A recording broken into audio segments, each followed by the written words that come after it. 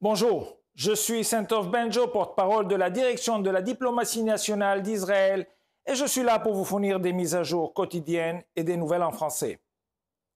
Jeudi, nous avons partagé avec vous des vidéos des bunkers et tunnels d'usage privé qui ont permis les dirigeants du Hamas de s'y réfugier, eux et leurs familles, pour se protéger des conséquences du massacre du 7 octobre.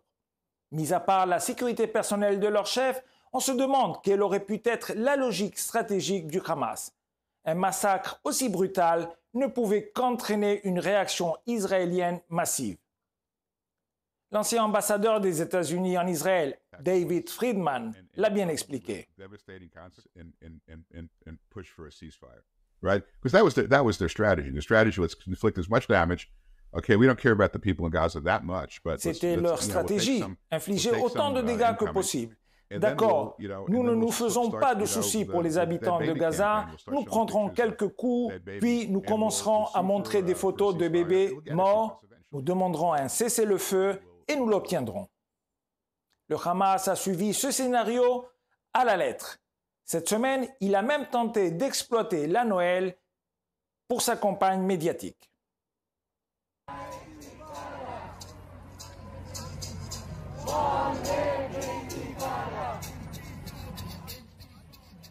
Ces perturbations des cérémonies de Noël par la violence et les appels au génocide des Juifs n'ont pas été bien accueillis.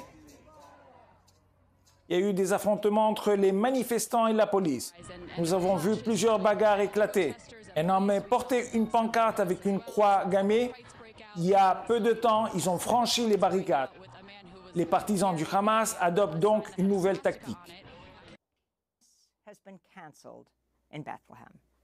Noël a été annulé à Bethléem. La nouvelle tactique consiste à blâmer Israël pour l'état désastreux de la communauté chrétienne dans les territoires contrôlés par les Palestiniens. Why are the numbers of Christians specifically dwindling here? Like all Palestinians, we live under Pourquoi le nombre de chrétiens diminue-t-il ici? Comme tous les Palestiniens, nous vivons sous l'oppression israélienne. Le pasteur Dr Munter Isaac craint que la communauté chrétienne ne disparaisse complètement. Je suis très inquiet. Dans 20 ou 30 ans, restera-t-il encore des chrétiens en Palestine? C'est vraiment notre plus grand cauchemar. Mais les chiffres racontent une autre histoire. Prenons l'exemple de Bethléem, la ville natale de Jésus. Sa population a connu une croissance impressionnante de 33% au cours des 15 dernières années. Pourtant, cette ville qui était autrefois majoritairement chrétienne à 86% ne compte plus aujourd'hui qu'une communauté chrétienne d'à peine 9000 membres, de moins en moins nombreuse. En Israël, où les chrétiens constituent une minorité florissante, ceux qui ont échappé aux persécutions dans les zones palestiniennes peuvent enfin raconter leur histoire.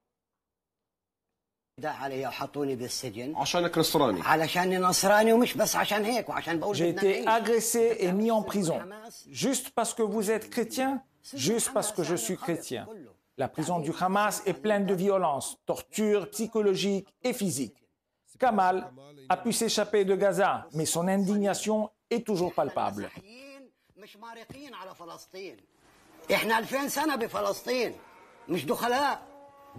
Nous, les chrétiens, vivons ici depuis plus de 200 ans. Ils sabotent les chrétiens et les institutions chrétiennes. Malheureusement, son histoire n'est que trop fréquente.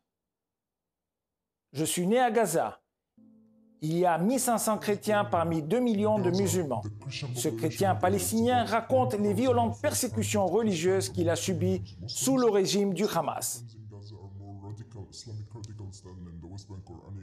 Ils sont venus me voir et m'ont dit « Nous devons te convertir à l'islam ». Ils m'ont menacé de me convertir à l'islam. Une vingtaine d'étudiants du Hamas m'attendaient devant l'école.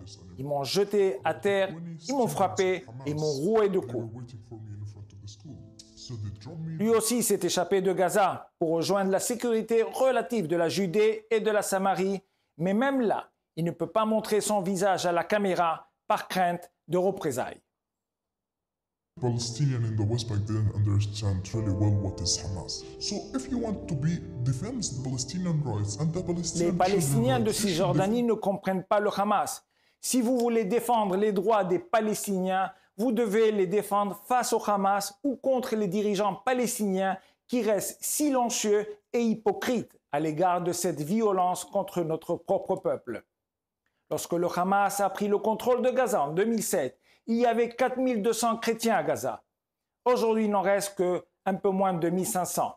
Le dépérissement des communautés chrétiennes sous le régime palestinien à Gaza, en Judée et en Samarie est une tragédie sans nom et sans fin. Et la tentative de responsabiliser Israël de leur persécution religieuse ne fait qu'ajouter l'insulte à l'injure. C'est la Noël. Je vous souhaite à tous un joyeux Noël, de bonnes fêtes et une excellente année 2024. Comme toujours, nous sommes à votre disposition 24 heures sur 24 pour répondre à vos questions aux coordonnées affichées à l'écran. Merci de votre attention.